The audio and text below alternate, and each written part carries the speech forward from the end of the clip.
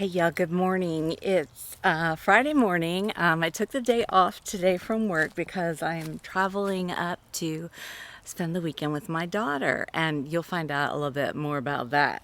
But real quick, the other day as I was getting these pentas out of my greenhouse and out to get acclimated to non-greenhouse weather so they can go to the nectary and be sold, I was taking some of the leaves out of the bottom of them, and one of the leaves was wriggling in my hand, and I was like, what is that? Well, it was a pupa for a moth. So I took the little pentapot and I put it in my swallowtail enclosure inside to let it eclose safely, and it did. And normally you would release a moth at night because that's when they're active, but I need to release it now because I'm leaving soon. So I thought I'd show you. Let's go see it. So there is the pentapot that it was in. I just put the whole pot in, which that's a message to, well, to me and everyone. Just be careful with leaves because there are all kinds of things living in them. So here is the pupa that it eclosed from, or the cocoon. Here's the cocoon that it eclosed from. And it was just resting in the pot under some leaves.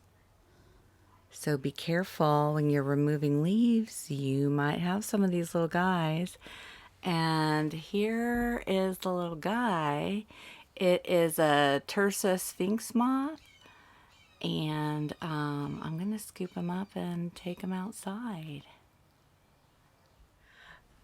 Y'all, he got away from me quick. Oh my gosh, he was so fast. He got out of my hands before I even got to the door, but fortunately he did go out. So, whew. Now I have a couple of monarchs that he closed inside. I'm going to bring them out and hang them on the Duranta so that they can finish drying and fly, because I am going away tonight and I don't want them to have to wait till tomorrow when I get home to fly free. So let me go do that. Well, y'all look. I thought they would have all eclosed by now, but only one of them is ready to go. The other one just eclosed, and I have a third one that's going to eclose soon. So I'm going to leave this little one to dry, but I'll go ahead and take this one out and put it on the Duranta. It is a beautiful male.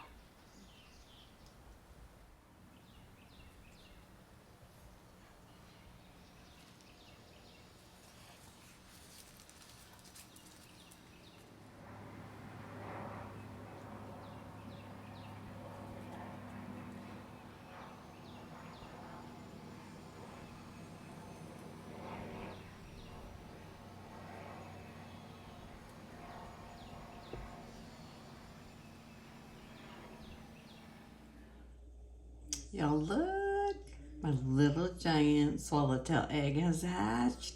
I have one sweet baby. How adorable. Hey y'all, we're up in Jacksonville to see my daughter, and we just checked into the hotel. We're just staying one night, you know, nothing spectacular, but I have to show you the funniest thing. The TV has my name on it. Isn't that something? Can you tell I don't get out much? Look at there, look. I didn't even know that was a thing. I feel special. All right, off to dinner.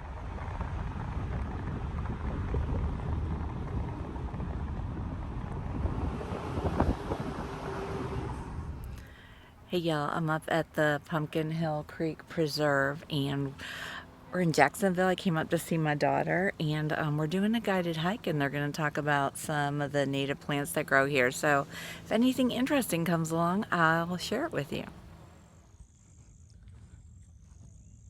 Y'all, this is a beautiful trail.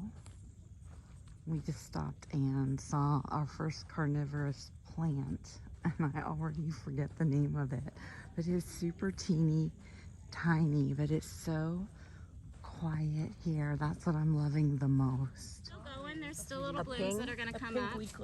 They'll bloom probably for the next month. Pink weeklia translates to little greasy one in Latin. Isn't that cute? Yeah.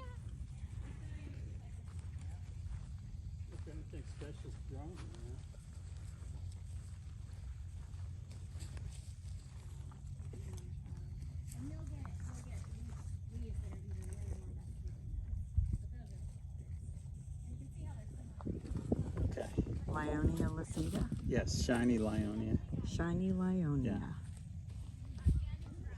So, but yeah, they're sprinkled all over. I'm pretty sure there's quite a bit of them. There's an ephemeral wetland right next. I'm not sure. Let me see what they call this one because it's Drosera capillaris. There's a really nice flower right there. Maybe pink sundew. Oh, here we go.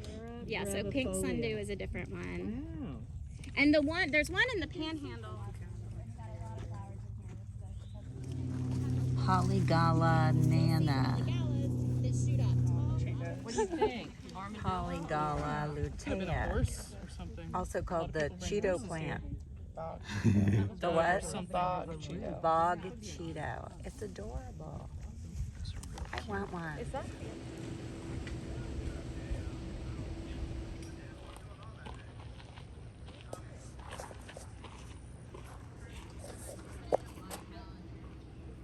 So while we're in Jacksonville, we're visiting this native nursery called Eat Your Yard Jacks, and it's really cool. So I'll show you around a little.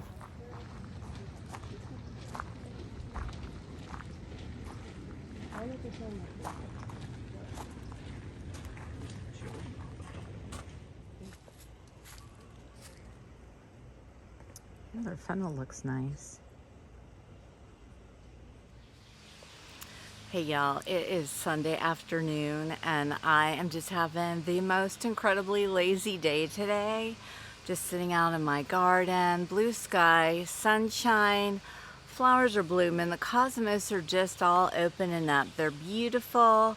I'm just sitting out watering, taking care of a few little things, but I will walk through and just show you how pretty the garden is looking.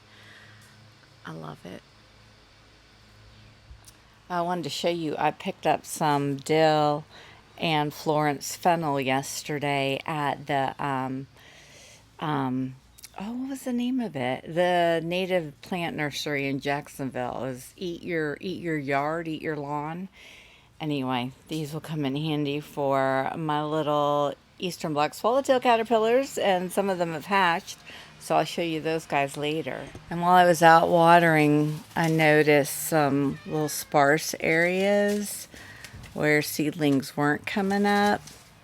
So I know I've got some more cosmos seeds. Yeah, I've got some more cosmos seeds, so I think I'm going to go sprinkle some of these out in that area, and you know, just a few more of these. Yeah, there's just a monarch flying around. Oh, there it is.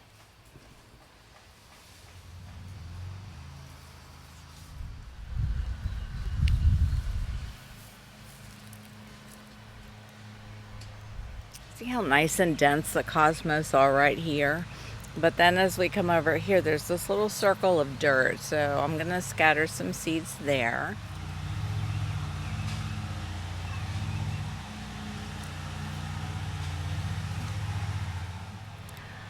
So I just opened a bunch of individual packs of zinnia seeds and I mixed them all in here. And I'm just going to go sprinkle them kind of over right there by the shelf that has the pentas on it, and in some of the pots that are sitting around my garden.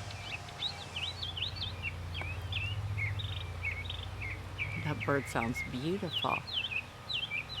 It's just sitting right up there.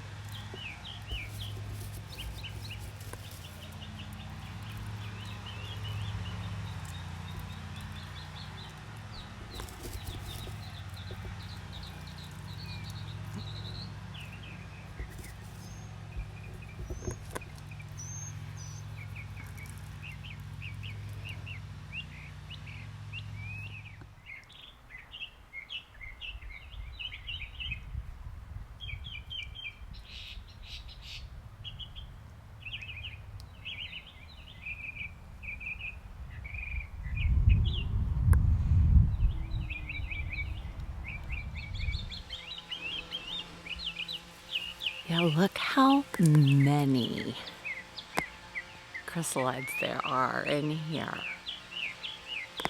And they're all on the ceiling that I know of. Like here's one jay hanging. I put a little piece of pine bark above them to keep them cool. There's another chrysalis.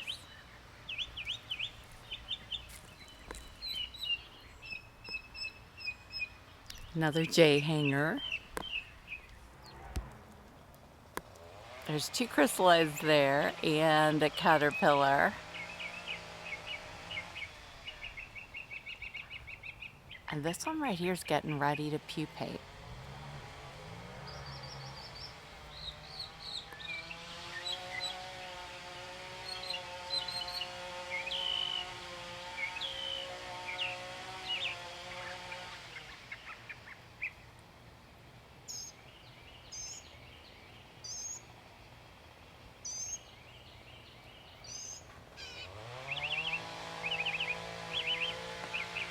Go, baby, go.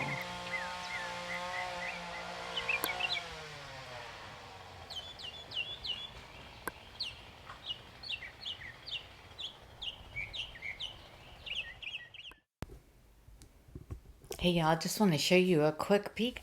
I don't think I've even shown you my little eastern black swallowtail caterpillars.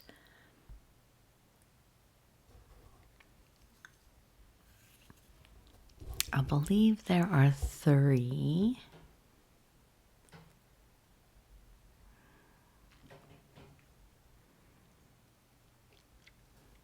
They're still very tiny, but they're growing well. They're so cute.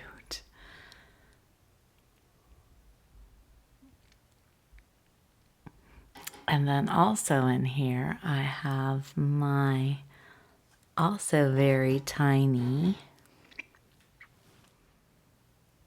my little giant swallowtail baby.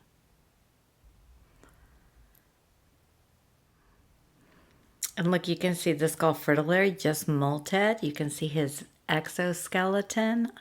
And look how much bigger he is compared to this one here who hasn't molted yet. And then this one molted too. How cute.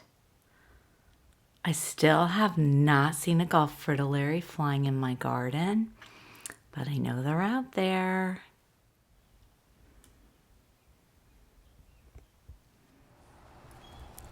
Hey y'all, it's Wednesday after work and I just got home and just gonna go check on the caterpillar haven, see what's going on in there. There's a bunch of chrysalides, it's pretty fabulous.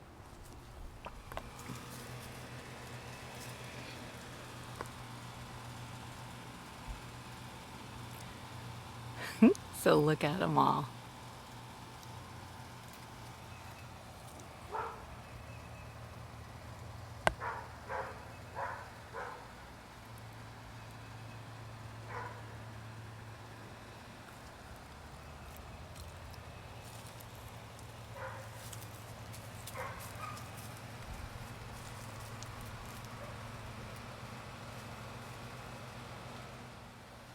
So y'all, this is still the most fabulous thing in here, having all these caterpillars.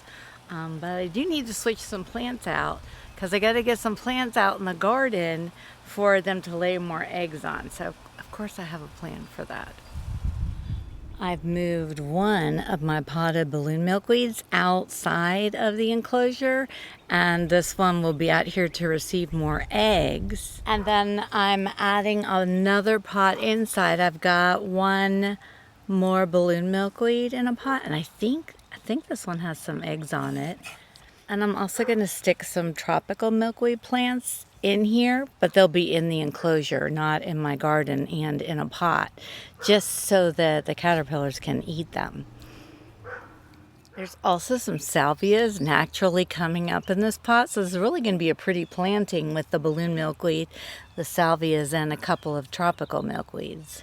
I've also got this tall pot here that I had out in my garden, and it has some tiny mate pot passion vine coming up. So over in my greenhouse, back in the corner here, I have a privet senna that I grew from seed. And look how tall it is. We're going to go pot that in with that mate pop, and it's going to go in the enclosure for when I come across some sulfur caterpillars, then they can move into the enclosure and live on this. So I'm going to go grab a stake and stake it up, and this will be a fabulous addition to the caterpillar haven. It's a privet senna, again, host plant. It's native to Florida, host to sulfur butterflies. All right, let's just go and have a little recap of what I did tonight and a few little friends that I found. So in my greenhouse, I brought out my failed winter sowing swamp milkweed, but look. See that? So that's another one. So I gave them a good drink and I took their little lids off, and now they're in the greenhouse. I don't know. I also got some more pentas going for my business. Get more of those beautiful heirloom pentas out in the world. And then over here in the enclosure, I potted some tropical milkweed in with the balloon milkweed. And look at the little friend that I found right here. This one's going to be joining the other guys up top very soon, I think. He's got little water droplets all over him because I just watered. He's so adorable. All right, I'll let you be, little one. And then over on my Maypop passion vine, look at how big this guy is. We're gonna have a Gulf fritillary caterpillar chrysalis in here very soon also.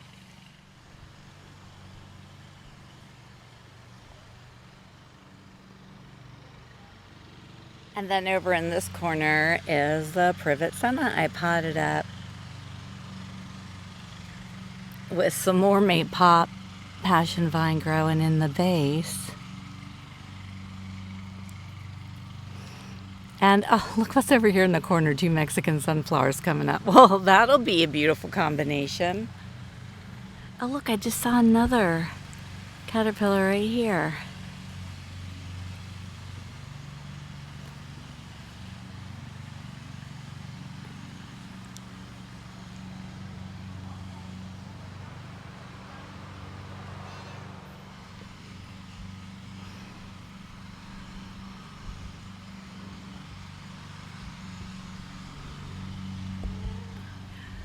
And as I make my way back into the house, sun's going down and somebody needs to eat their dinner.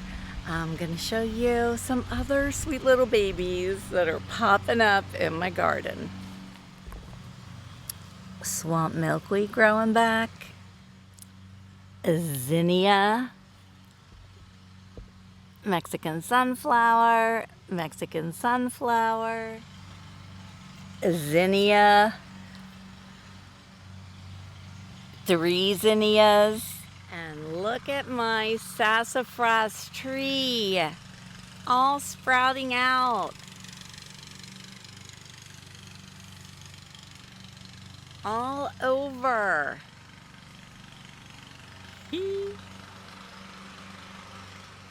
And y'all know the sassafras is the host plant to one of my favorite caterpillars, the spice bush caterpillar. So got to get those leaves going. I think I'm supposed to go in now. I do need to start working on editing this video because it's going up tomorrow, so I better stop playing in the garden and, you know, go do some work. I'll see y'all in the next one.